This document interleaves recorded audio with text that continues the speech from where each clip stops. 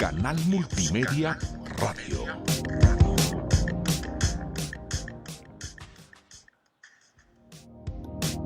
News Canal Multimedia.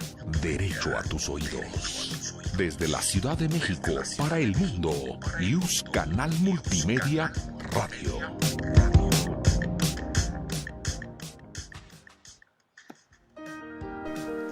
Radio Yus presenta Investigando Ando, un programa de la División de Estudios de Posgrado de la Facultad de Derecho de la Universidad Nacional Autónoma de México, en donde se reúnen las voces de quienes realizan trabajo de investigación. ¡Comenzamos!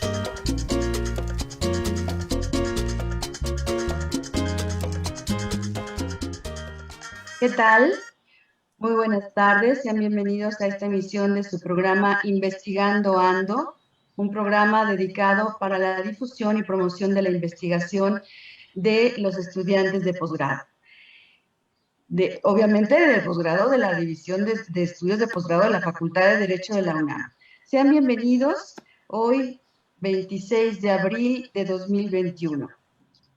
Bueno, pues el día de hoy tenemos el gusto de contar con la presencia, como siempre, del doctor Antonio Sánchez Bugarín.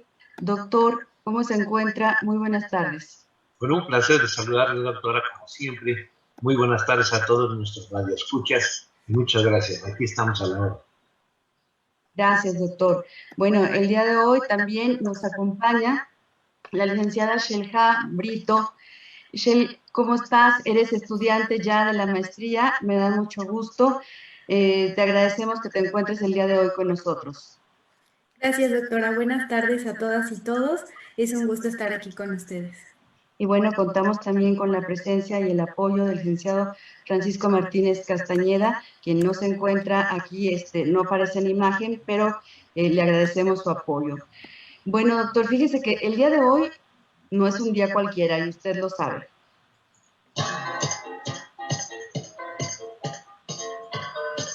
Porque hoy no es un día cualquiera.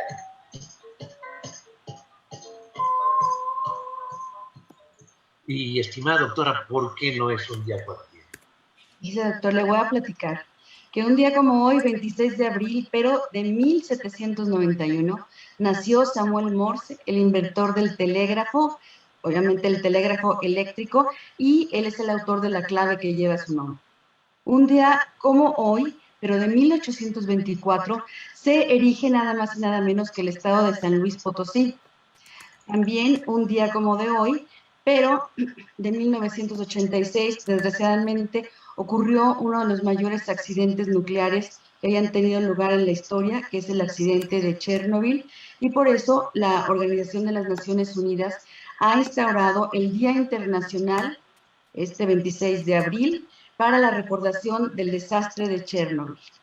Pero también un día como hoy, pero de 1970, la Organización Mundial de la Propiedad Intelectual también declaró que los días 26 de abril sería el Día Mundial de la Propiedad Intelectual. Este día evidentemente representa una oportunidad para que personas de todo el mundo aporten ideas sobre el desarrollo artístico mundial y también acerca de la innovación tecnológica, así como destacar la importancia de los derechos de propiedad intelectual. Bueno, pues ya vimos que el día de como hoy, en realidad ningún día es cualquiera, pero 26 de abril no es un día cualquiera.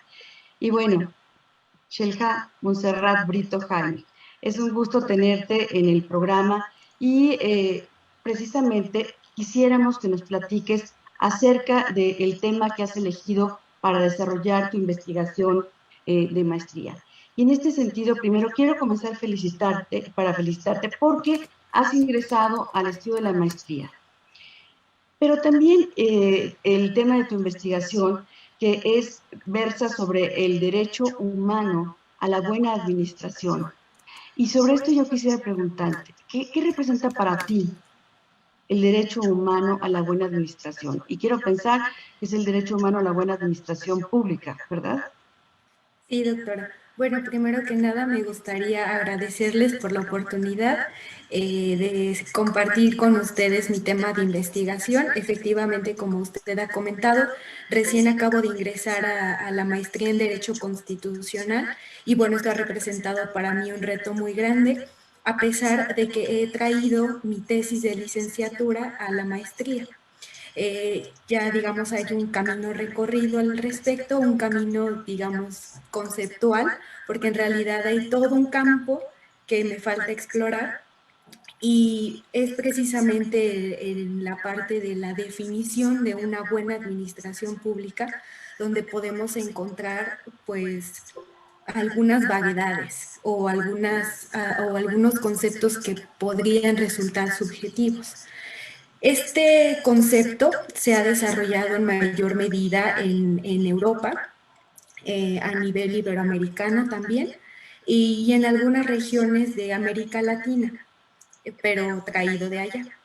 Entonces, realmente el concepto de buena administración pues ha sido retomado por estos países de manera distinta. No es homogéneo o no hay algún consenso con respecto a al contenido de todos los derechos que implican.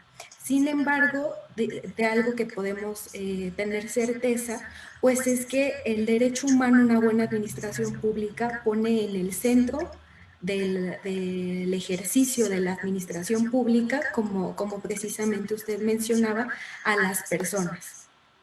Por lo tanto, tiene una esencia basada en la teoría de los derechos humanos. El principio pro persona, el principio de universalidad, el principio de progresividad de los derechos. Entonces, si bien podemos posicionar a este derecho como un derecho humano o fundamental, como ha sido descrito en Europa, pues todavía no tenemos certeza o consenso con respecto a cuál es el contenido o qué implicaciones tendría el derecho humano a una buena administración pública. Usted habla, Sherhay, bienvenida a cuestiones tan importantes como utiliza una palabra a la buena. ¿Qué hay mala? Porque desde ahí su marco, ya me fui, pues nuestras debilidades de cuestiones metodológicas, ya me fui a los conceptos. Y entonces ese marco conceptual suyo de la investigación va a ser indudablemente riquísimo. Y dice usted, buena administración pública. ¿En qué consiste? ¿Cómo se define una buena, una regular, una mala? ¿Qué características debe tener o cómo se ha definido? Sí, muchas gracias por la pregunta, doctor.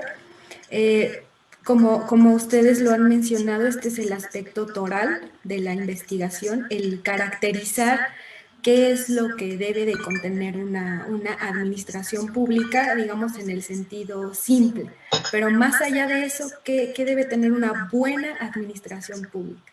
Y bueno, tomándolo de manera como contrario sensu, pues efectivamente también podemos hablar de una mala administración pública.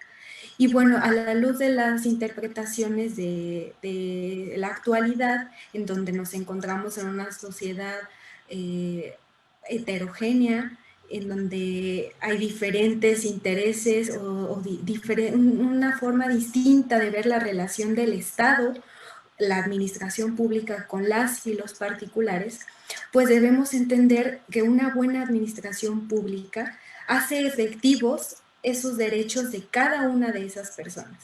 A lo que me refiero es a que atiende aspectos específicos de la sociedad, llámese personas con discapacidad, llámese necesidades concretas para satisfacer derechos de las mujeres, de niñas, niños, adolescentes. Entonces, la administración pública, una buena administración pública, tiene la capacidad para atender todas estas necesidades de una forma eficiente, de una forma eficaz, de una forma receptiva, y esto también se ve vinculado con el derecho de petición, ya que nos encontramos con una administración pública que suele ser sorda, ciega y muda. que no es receptiva a las peticiones de los ciudadanos, pero también que cuando se emite alguna petición por parte de los ciudadanos no tienen respuesta.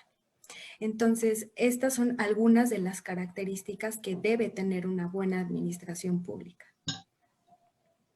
Oye, Shell, fíjate que en este sentido, yo quisiera preguntarte sobre esta pregunta que te hizo el doctor Antonio Sánchez Bugarín. Si hay buena administración, también hay mala administración. Y hace unos años, ya varios, surgió también el término de la apariencia del buen derecho, ¿no? Este calificativo de bueno que tú estás empleando en buena administración, eh, yo quisiera que me dijeras en este momento, yo siento que no es un término, vamos a decir, muy antiguo, sino que data, vamos a decir, de hace pocos años, ¿no?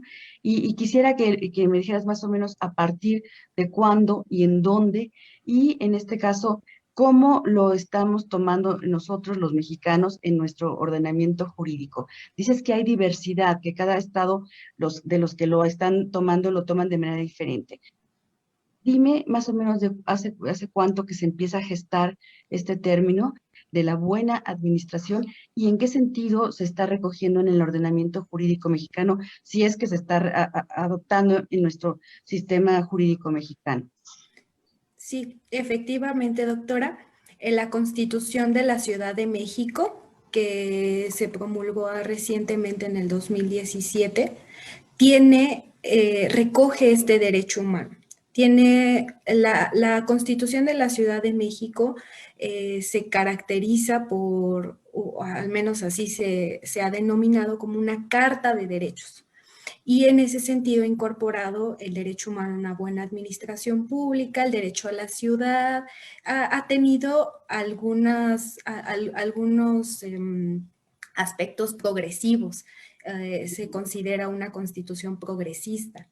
Y la forma en la que ha recogido a la buena administración pública ha sido de forma similar a la Carta de Derechos y Obligaciones que ha emitido el CLAD de los particulares frente a la administración pública.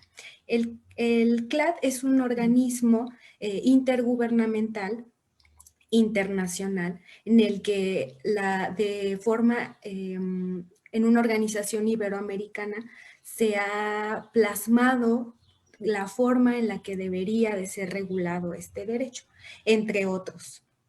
Pero en particular se ha visto como un derecho o como una figura dual, tanto como un derecho de los ciudadanos como un deber de la administración pública. Y como le mencionaba desde un inicio, la particularidad es que pone en el centro a la persona humana.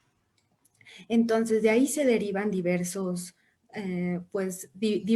puntos que van encaminados a una buena administración pública. Por ejemplo, el deber de la administración pública de responder las peticiones de las y los ciudadanos, el deber de responderles por vía escrita, el deber de responderles en el mismo idioma en el que les he solicitado. Ese tipo de aspectos son los que recoge la Carta Iberoamericana de Derechos y Obligaciones de los Ciudadanos frente a la administración pública, y es un marco modelo del cual varias legislaciones han adoptado esta regulación, y la Constitución Política de la Ciudad de México ha sido uno de los ordenamientos que han recogido en ese sentido este derecho humano. Bueno, ya que tocaron ese punto que me parece importantísimo, lo del estado del arte, y hablamos ya ahí, lo ubicamos en esta Constitución Política de la Ciudad de México, que se dice de vanguardia y que vemos que ahí quedan muchas cosas por hacer y que es muy importante, porque además no solamente es poner, bueno, la Carta de los Derechos, y hay muchas cosas muy interesantes.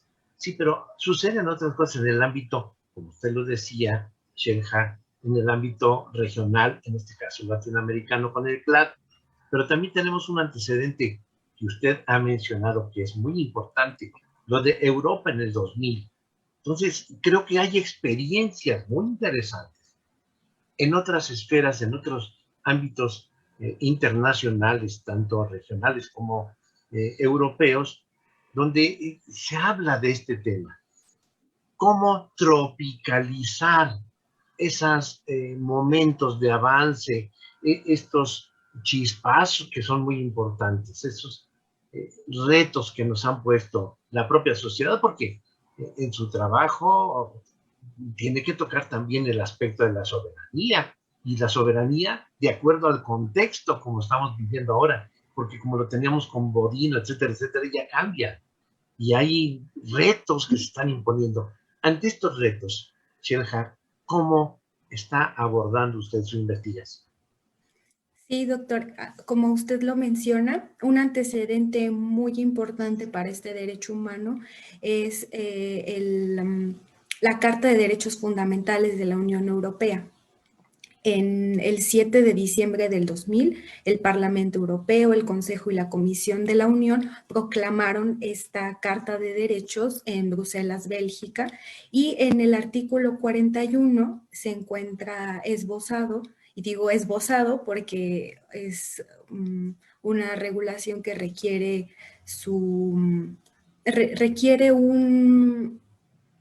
requiere llevarse a la parte secundaria para poder hacerse efectiva. Pero en el artículo 41 de esta carta podemos encontrar tal cual el rubro derecho a una buena administración.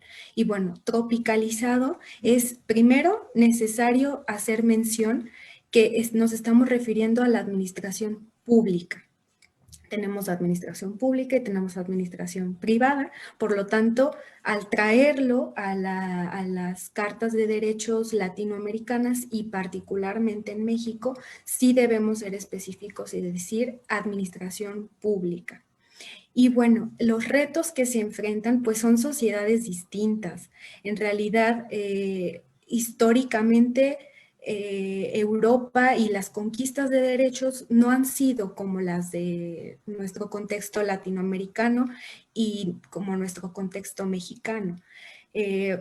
Regularmente los gobiernos han sido un tanto más, digámoslo, inestables en nuestro contexto desde la forma en la que se concibe el poder que ejercitan.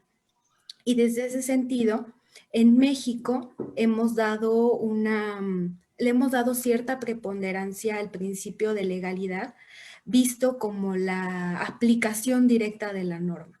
Y en este sentido es muy importante destacar porque la administración pública, el derecho administrativo, se rige por ese principio de exacta aplicación de la norma.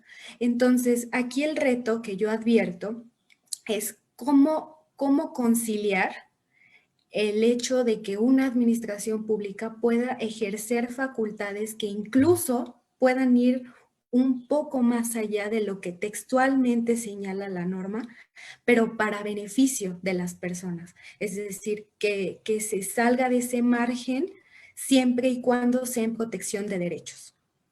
Eso es algo sumamente complicado, dado que la administración pública no ha sido muy receptiva al respecto y se ha ceñido a la interpretación de la norma desde la mera aplicación textual de la misma, dejando de lado que existe una norma superior, que es propiamente la Constitución, que le atribuye como deber la protección de los derechos humanos. Entonces, ese ha sido principalmente el reto que me he encontrado y que tiene sus variaciones en la forma en la que he operado en Europa y la forma en la que operaría aquí en México.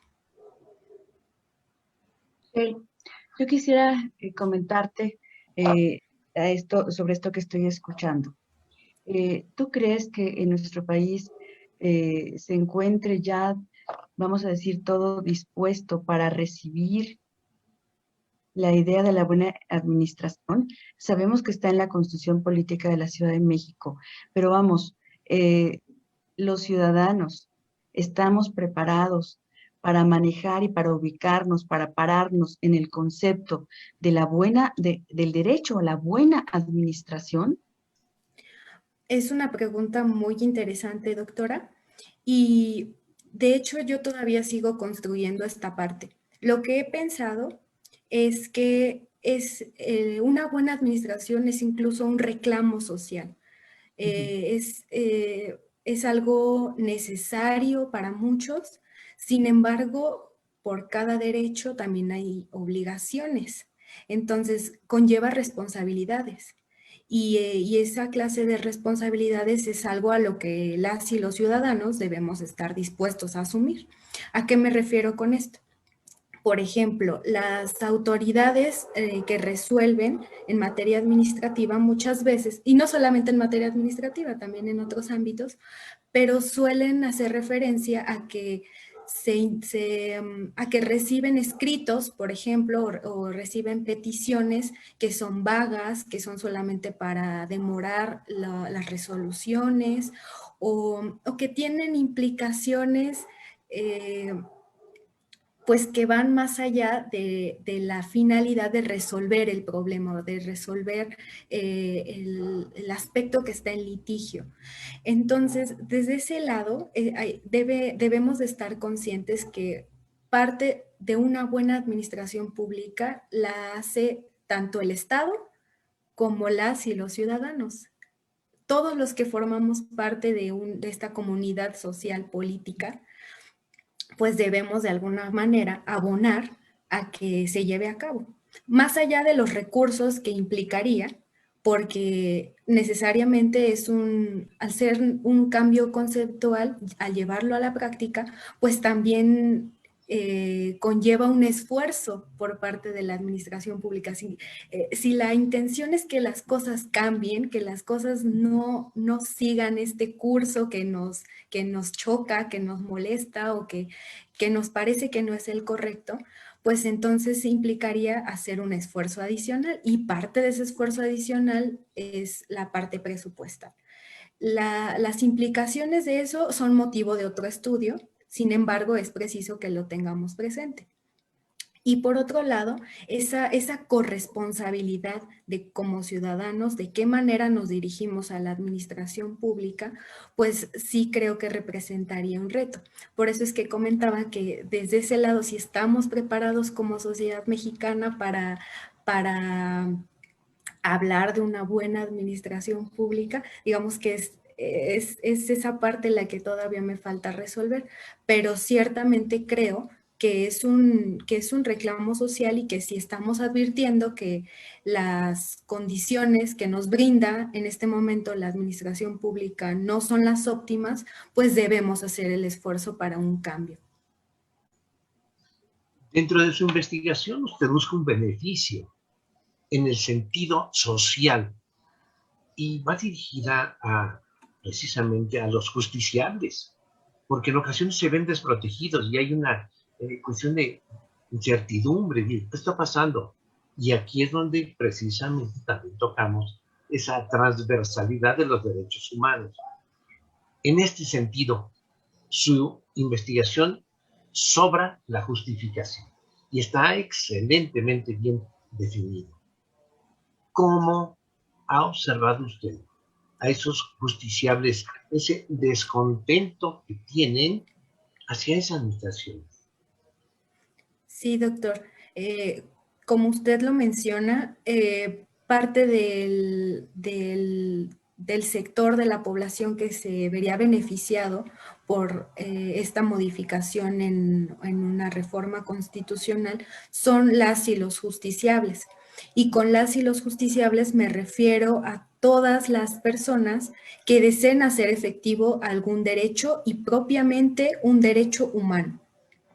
Desde esta perspectiva me he encontrado con algunos testimonios y en específico respecto a derechos económicos, sociales, culturales y ambientales, que han encontrado obstáculos para hacer efectivos sus derechos desde el ámbito administrativo. Si bien desde el ámbito judicial tienen la vía de amparo, pues la vía de amparo les resuelve una parte una parte de lo que ellos requieren, porque generalmente se encuentran con el problema de que al final la autoridad les responde que no hay presupuesto para su petición.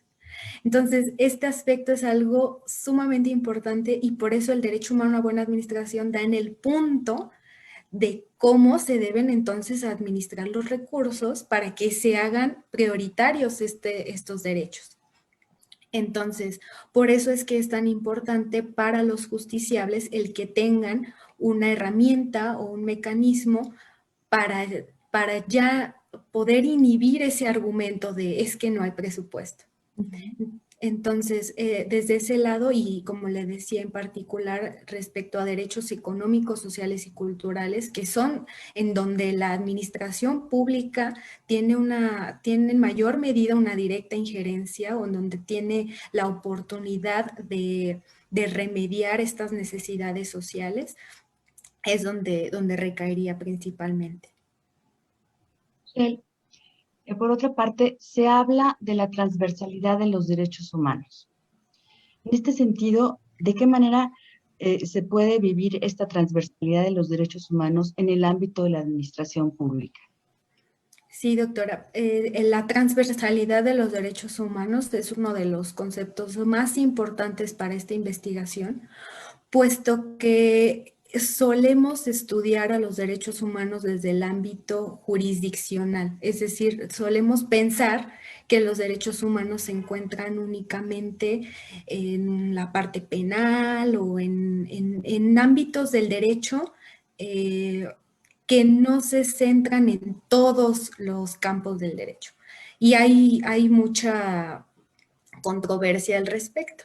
Sin embargo, es muy importante entender que los derechos humanos deben de ser estudiados de forma transversal en todas las materias y en todas las implicaciones de la vida de las personas y sobre todo desde el principio de universalidad, progresividad de los derechos humanos. Esto quiere decir, desde el Artículo 1 constitucional, tenemos que todas las autoridades en el ámbito de sus competencias tienen el deber de respetar, proteger, garantizar los derechos humanos de las personas a la luz de los principios que he mencionado anteriormente.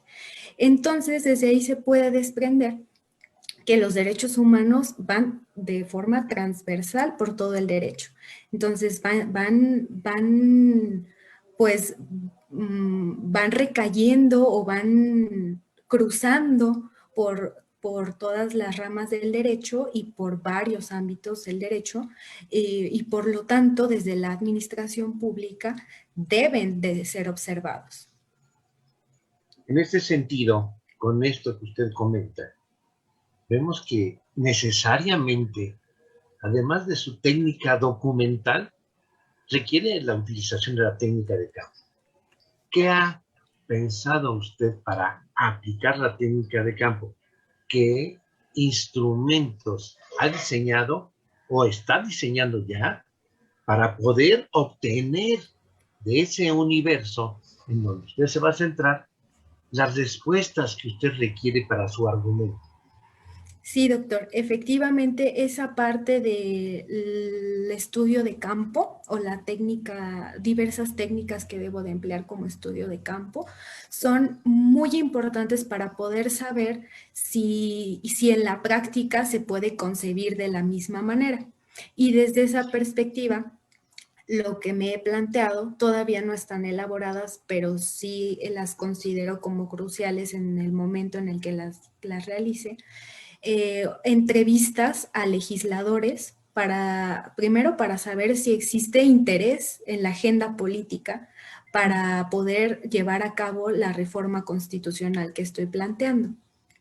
En segundo lugar, sería importante entrevistar a las y los magistrados de una sala especializada que ya existe en el Tribunal de lo Contencioso Administrativo de la Ciudad de México, que precisamente es una sala especializada en buena administración derivada de la Constitución de la Ciudad de México y otras leyes orgánicas que la prevén.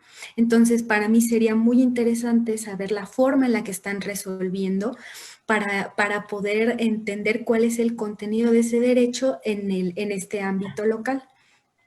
Y también me resultaría muy interesante el consultar a especialistas doctrinarios. Yo apenas estoy en mis primeros pasos, entonces sí me sería muy importante consultar a aquellos doctrinarios que han desarrollado este tema, que los han tomado como sus principales ejes de investigación, tanto en España como en Chile, en Brasil, en Colombia también. Y por supuesto en México, porque también aquí en México, desde el Instituto de Investigaciones Jurídicas y desde la Facultad de Derecho, se han realizado estudios muy importantes respecto a este derecho humano. Aquí estás tocando un punto muy interesante. Estaba viendo que para ti al menos es mi impresión, el método analítico es fundamental.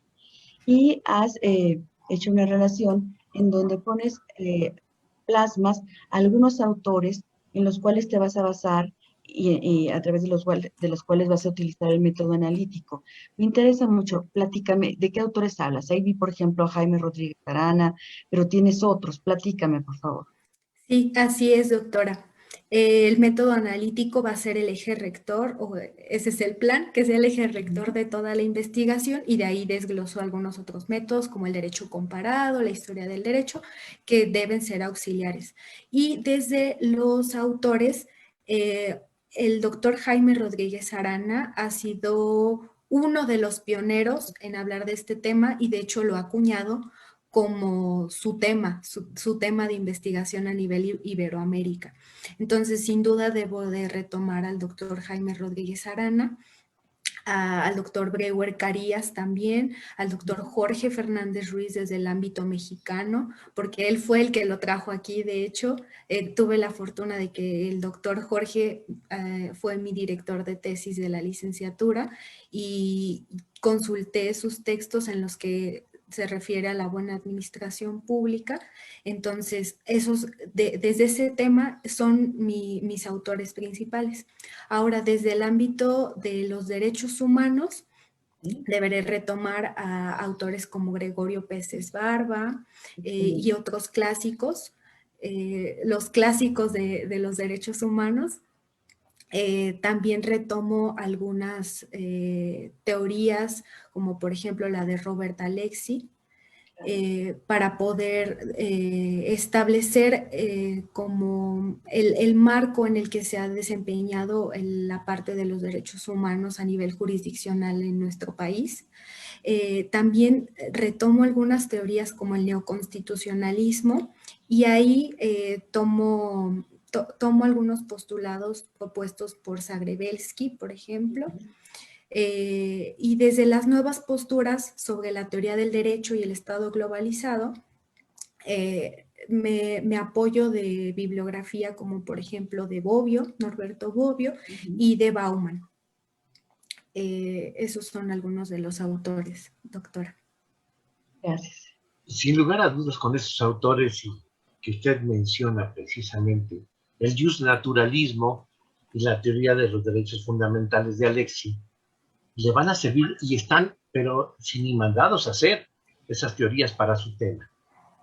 ¿Cómo usted ajusta esos detalles que son importantísimos de los teóricos que nos acaba de mencionar para que encajen perfectamente con los elementos que usted va a utilizar en esa transversalidad de los derechos humanos que mencionaba la doctora, porque son importantísimos en su tema, que es precisamente la esencia, un derecho humano a una buena administración pública? Sí, doctor. Pues lo que haré en mi primer capítulo será dedicarlo a un marco teórico conceptual, un marco histórico y un marco jurídico. Aquí lo que pretendo es primero sentar las bases de lo que nos muestran estos autores, pero también confrontarlo con lo que tenemos en cuanto a legislación. Esto para que pueda ser lógico, que pueda ser homogéneo y que no esté cayendo pues en algunos errores metodológicos por querer trasladar textualmente lo que algún autor nos dice al ámbito mexicano. Entonces, para mí por eso es muy importante rescatar aquellas normas jurídicas de nuestro sistema jurídico para poder entender cómo es que puede existir cierta relación entre la postura teórica con la forma en la que opera nuestro derecho. Pero también me voy a apoyar en siguientes capítulos de algunos criterios emitidos por la Suprema Corte de Justicia de la Nación para poder vincular concretamente esas teorías. La Corte ha sido muy... últimamente ha retomado doctrina en ese sentido y eso me ayuda a tener muy presente la forma en la que se ha adoptado la doctrina de otros países en nuestro país y concretamente cómo se aplica por las autoridades jurisdiccionales. Entonces, es así como deseo o como advierto que puede ser compatible esa parte teórica con la forma en la que operan las leyes en México. Por mi parte, una última pregunta. Simplemente quisiera decirte, ¿qué esperas? ¿Qué beneficios esperas que produzca tu trabajo de investigación y en qué áreas? Y también dime, aquí entre nos un secretito, ¿por qué te interesaste en estudiar la maestría y qué esperas de ella? Ok. Bueno, respecto a mi trabajo de investigación, lo que espero es que pueda abonar argumentos para las y los justiciables y que puedan, como había mencionado anteriormente, hacer efectivos derechos humanos de los que he sido testigo que no han sido completamente eficientes por algún aspecto renuente de la administración pública, por falta de voluntad o por carencias en la interpretación o por algún motivo no se está interpretando la ley a la luz de los derechos humanos. Sin embargo, quiero decirle que tengo presente que el ámbito jurídico, el hecho de que se reforme algún artículo constitucional, desafortunadamente no nos resuelve el problema. Entonces, desde mi trinchera, desde el ámbito jurídico, esa es la intención, que genere este tipo de beneficios. Sin embargo, como les decía, doctora, estoy consciente de que requiere algunos esfuerzos adicionales desde otras ramas, desde otras disciplinas, para que esto pueda lograrse de la forma en la que lo vislumbramos.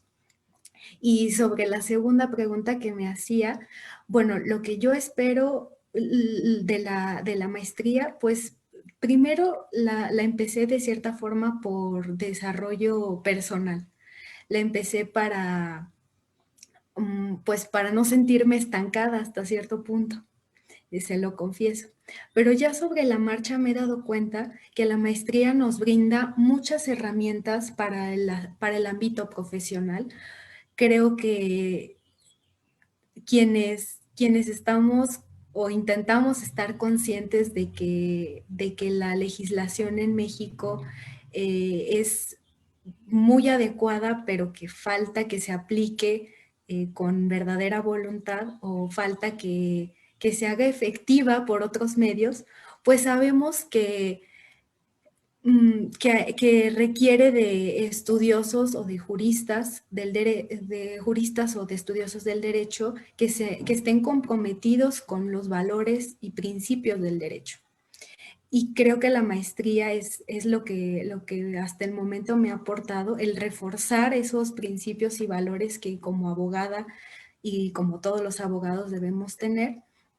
Y también la oportunidad de desarrollar productos de investigación para beneficio de mi país. Gracias, Shell. Muchas gracias. Pues sin lugar a dudas estamos en un temas tan interesantes. La frase de la semana, que tenemos que escuchar esto. Recordemos que hay mujeres célebres y la primera mujer en doctorarse en Francia fue Marie Curie. Obtuvo 2 premios Nobel de física y años después también el de química. Y ella decía, uno nunca ve lo que se ha hecho, sino que ve lo que queda por hacer. Y esto refiriéndose precisamente a Marie Curie, a la idea de que siempre vemos las posibilidades y las potencialidades de las situaciones que vivimos y no tanto lo que nos toca experimentar. Una mujer visionaria, como ahora tenemos un ejemplo con nuestra entrevistada.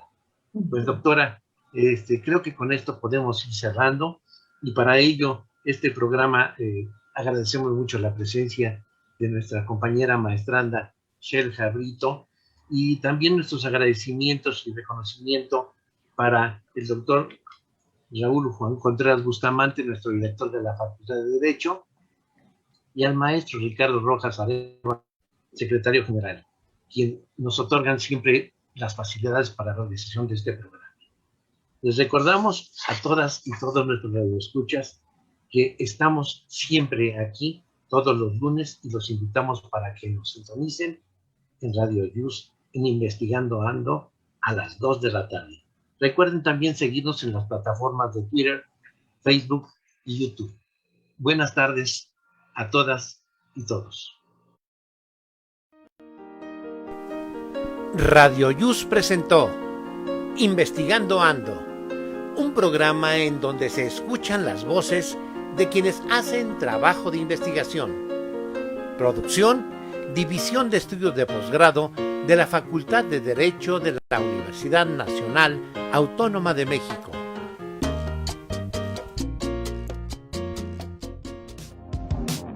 La Facultad de Derecho agradece a quienes realizaron este programa, conductores, invitados y productores, quienes participan de manera honoraria.